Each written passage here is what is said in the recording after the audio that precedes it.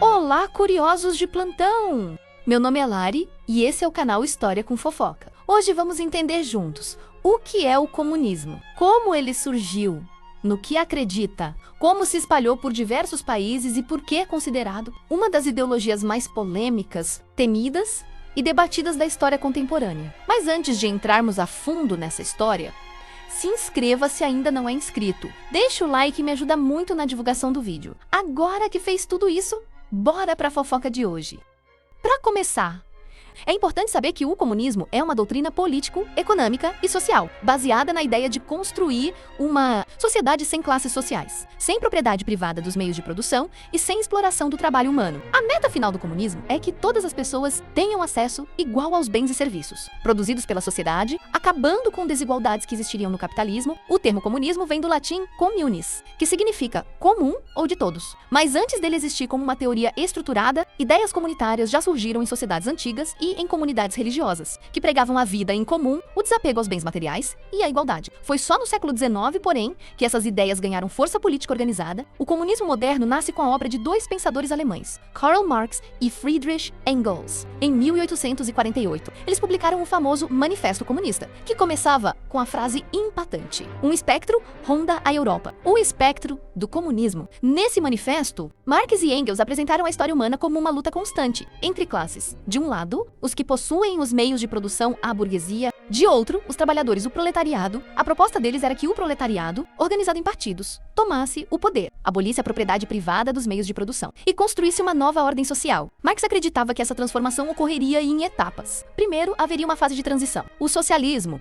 em que o Estado controlaria a economia em nome dos trabalhadores. Com o tempo, à medida que as desigualdades fossem eliminadas, o Estado se tornaria desnecessário e desapareceria, dando lugar ao comunismo pleno, ou seja, no comunismo, não haveria Estado, nem classes, nem propriedade privada. Durante o século XIX, essas ideias se espalharam principalmente entre operários europeus que viviam em condições precárias durante a Revolução Industrial. Mas foi no início do século XX que o comunismo se tornou um projeto real de poder. Isso aconteceu em 1917, quando a Revolução Russa, liderada por Vladimir Lenin, derrubou o regime czarista e implantou o primeiro Estado socialista da história, que mais tarde se tornaria a União Soviética. Lenin adaptou as ideias de Marx às condições russas. Ele defendeu que, mesmo num país atrasado, como era a Rússia, uma vanguarda revolucionária, o Partido Bolchevique deveria liderar o processo. Depois da vitória, houve guerra civil, fome, repressão política e nacionalizações em massa. Em 1922, a União Soviética foi oficialmente fundada. Quando Lenin morreu, quem assumiu o poder foi Joseph Stalin. Sob seu governo, a União Soviética se transformou numa potência industrial e militar, mas ao custo de extrema repressão. Milhões morreram em expurgos, execuções, campos de trabalhos forçados conhecidos como gulags. Além de fome causada por políticas agrícolas forçadas,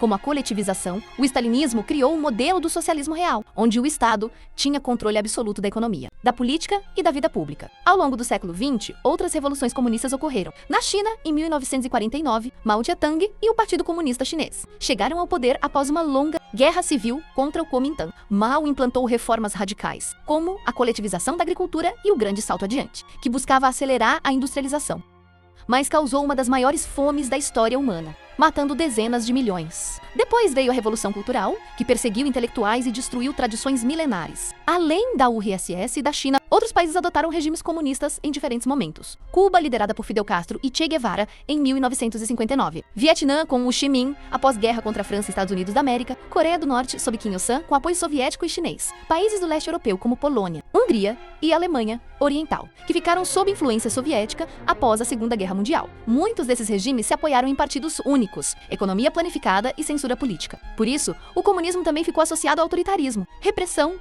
e perseguições, o que alimenta muito do medo e rejeição que a ideia provoca no Ocidente. A Guerra Fria 1947 a 1991 foi o auge da disputa entre o bloco capitalista, liderado pelos Estados Unidos, e o bloco socialista, liderado pela URSS.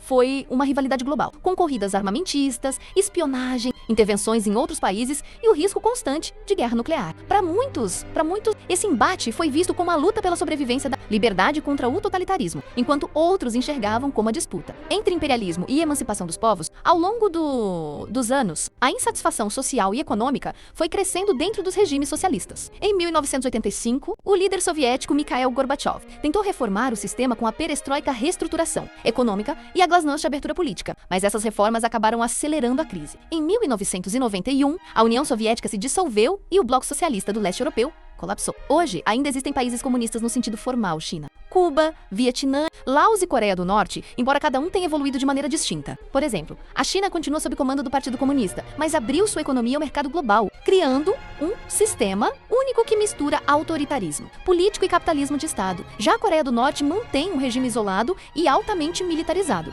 Há várias razões por que o comunismo provoca medo ou polêmica. Uma delas é a memória de regimes que causaram mortes em massa, fome, perseguições e falta de liberdade individual. Outra é o antagonismo histórico com o capitalismo. Especialmente nos países que viveram a Guerra Fria, também pesa a rejeição cultural em sociedades ocidentais, onde a propriedade privada e a liberdade individual são valores centrais. Por outro lado, muitos intelectuais e movimentos sociais continuam estudando o comunismo e o socialismo como alternativas às desigualdades produzidas pelo capitalismo. Autores como Antonio Gramsci, Egbert Marcuse, Rosa Luxemburgo e outros propuseram visões diferentes do marxismo, menos autoritárias. Em resumo, o comunismo foi uma das correntes de pensamento mais influentes do mundo moderno. Ele inspirou movimentos de libertação colonial, revoluções, reformas sociais e políticas públicas, mas também resultou em sistemas autoritários e crises humanitárias. Seu legado é profundamente controverso, e seu estudo ajuda a entender boa parte dos grandes conflitos e transformações do século XX. Enfim, em resumo, é isso. Vou deixar aqui 2 vídeos que complementam o assunto abordado hoje. O primeiro vídeo é a história da Coreia e o segundo é a história da China. Corre lá no canal para não perder nada. Espero que tenha gostado do conteúdo. Caso tenha gostado, não esqueça de dar o like e se inscrever no canal. Comente aqui uma sugestão de conteúdo para podermos abordar nos próximos vídeos. Muito obrigada por me acompanhar até aqui.